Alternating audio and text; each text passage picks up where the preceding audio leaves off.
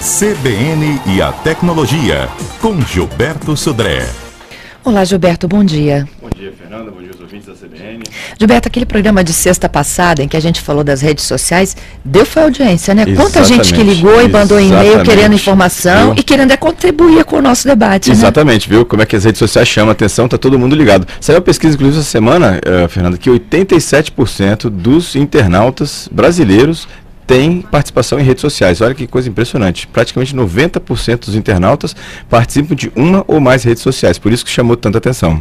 Bom, vamos falar então dos ouvintes? Exatamente. Essa semana, muitos ouvintes mandaram e-mails pra gente aqui, falando que é legal, acharam interessante o programa, mas que nas empresas que eles trabalham, as redes sociais são completamente bloqueadas. Ou seja, de dentro das redes das empresas, eles não conseguem ter acesso às redes sociais, e perguntando se isso não é, de uma certa forma, a empresa não está perdendo a oportunidade de participar das redes sociais, de ter um canal de comunicação com seus clientes. Muitas das empresas temem a perda de foco, né? Exatamente, né? Do negócio. Seja, a perda de produtividade dos colaboradores e tudo mais. Então, a gente, aproveitando então essa participação dos nossos ouvintes, a gente vai falar um pouco sobre isso também. E é verdade, quer dizer, as empresas, elas não podem, hoje em dia, simplesmente descartar essa nova realidade que existe, que são as redes sociais, com uma quantidade imensa de clientes que fazem parte das redes sociais.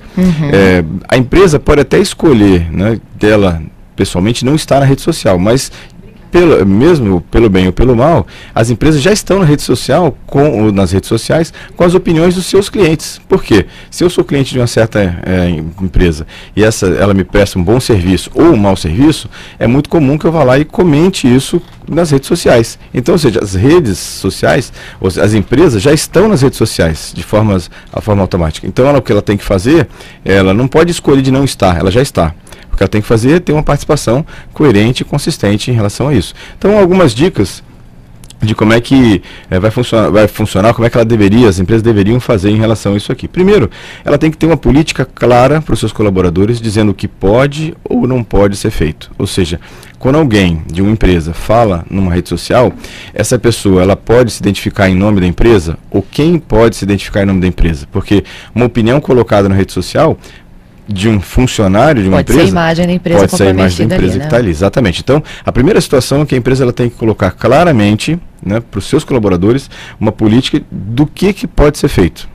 Deixar isso claro, né, uma situação.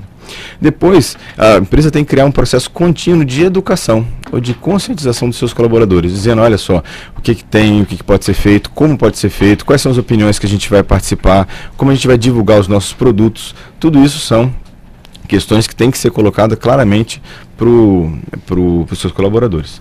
Depois, monitorar a atividade dos funcionários, né? Muitas empresas que permitem que seus colaboradores participem das redes sociais, monitoram para verificar algum desvio, alguma questão que talvez não tenha ficado muito clara para o colaborador, e uma postura que pode prejudicar toda uma empresa. Então, essa é uma questão também importante. Quando a empresa identificar que um desvio de comportamento, uma questão que o colaborador não deveria ter feito daquela forma, pelo menos entrar em ação. Ou a empresa solta um comunicado formal, ou ele pede que o colaborador explique melhor aquela posição que ele colocou na rede social, para que as coisas fiquem claras, porque é a imagem da empresa que está na internet. E por último, explicar, por causa disso, explicar por que as medidas foram tomadas, por que uma situação foi feita ou não. E por último, agora sim, incorporar a experiência do que aconteceu em novos treinamentos, novas normas. Então, são algumas dicas que as empresas têm que ter para ter um bom relacionamento com a rede social. O importante, na minha opinião, é que as empresas não podem mais simplesmente fazer de conta que não existe, né? Simplesmente falar que as redes sociais não existem, ou que simplesmente se esconder e esperar a moda da rede social passar, porque não vai acontecer. Não vai passar. Não vai acontecer isso. Ou seja, ela tem que ter uma postura formal de participação perante as redes sociais. Bom, a gente falava dos ouvintes, né? E eu queria fazer o registro do Flávio. O Flávio que nos encaminhou vários e-mails, né, durante a semana e durante o quadro mesmo da sexta passada.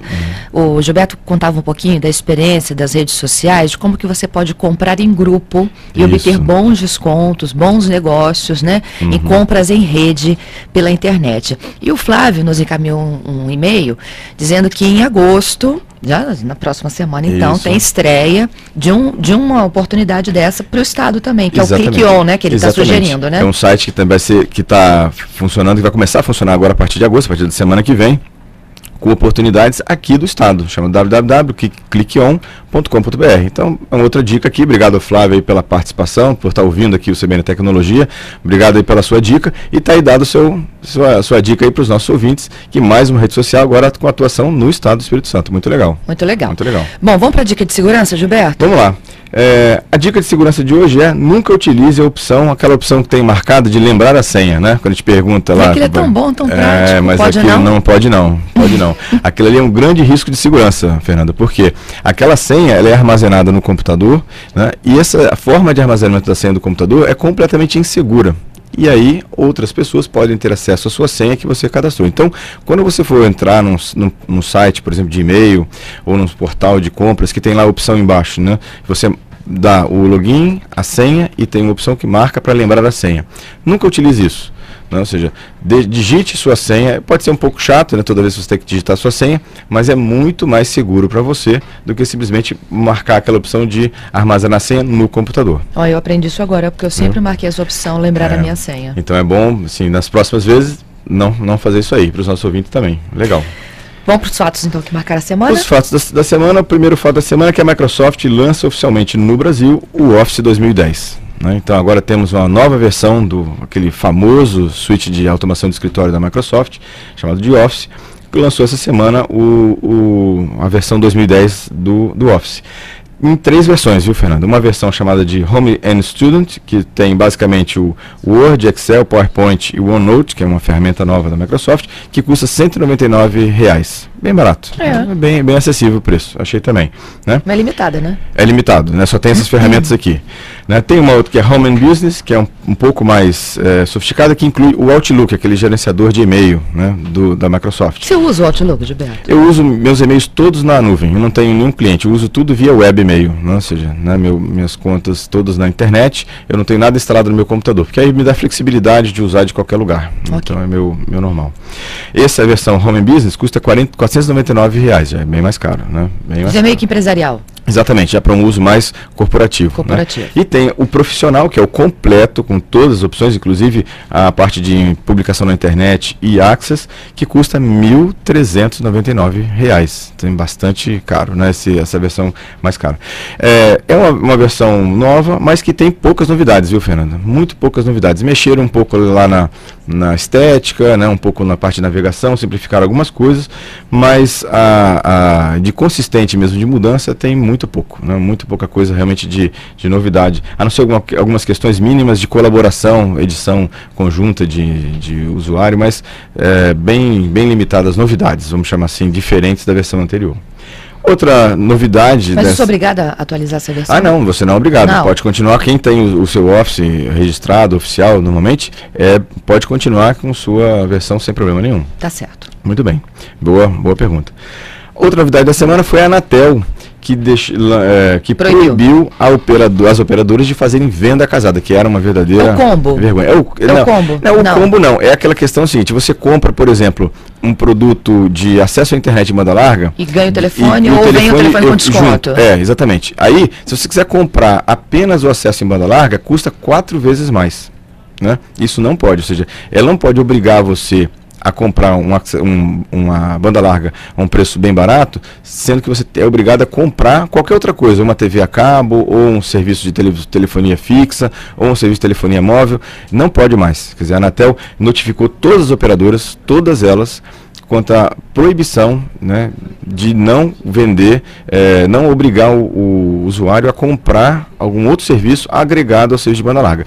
Inclusive, está colocado na notificação da Anatel, que isso inclui, inclusive, uma forma mascarada de venda casada, que é você comprando a banda larga junto com o telefone, ele custa 50, por exemplo. Aí, se quiser comprar só a banda larga sem o telefone, custa 250.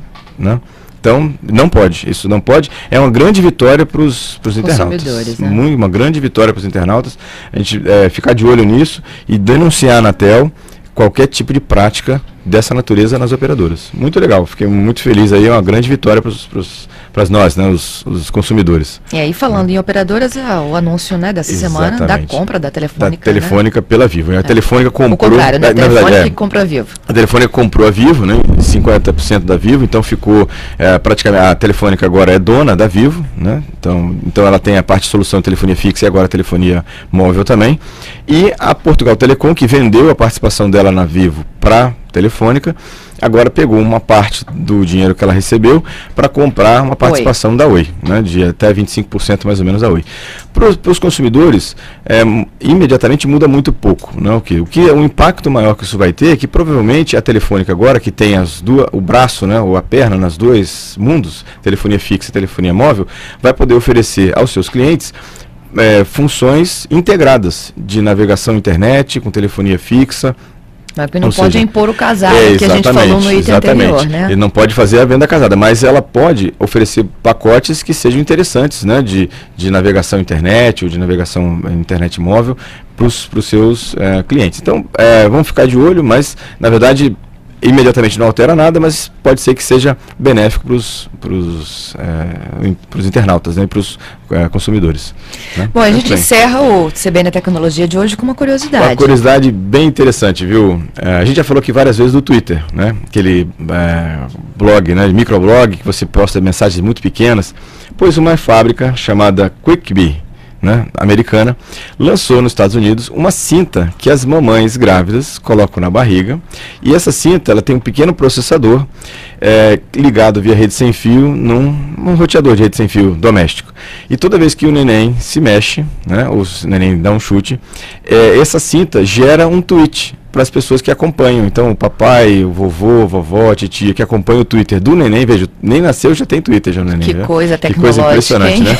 Eu achei super curioso, né? Então, essa cinta... E o que é escrito lá no você no define, a mamãe ou o papai lá define lá qual é a mensagem que vai aparecer no Twitter, né? Lá. E aí, antes do neném nascer, já tem o tweet dele, o Twitter dele já, né? E os parentes já podem acompanhar lá os movimentos do neném na barriga da mamãe. Muito interessante. Obrigada aí pela sua participação. Em 30 segundinhos, onde que a gente acha todas essas informações? No www.gazetonline.com.br/blog Vida Digital. Esse é o endereço. Gilberto também sempre em contato online conosco no cbntecnologia@gmail.com. Exatamente. E no Twitter, twitter.com/Gilberto Sodré. Até sexta, Gilberto. Até a próxima sexta. Um grande abraço e um bom final de semana para vocês.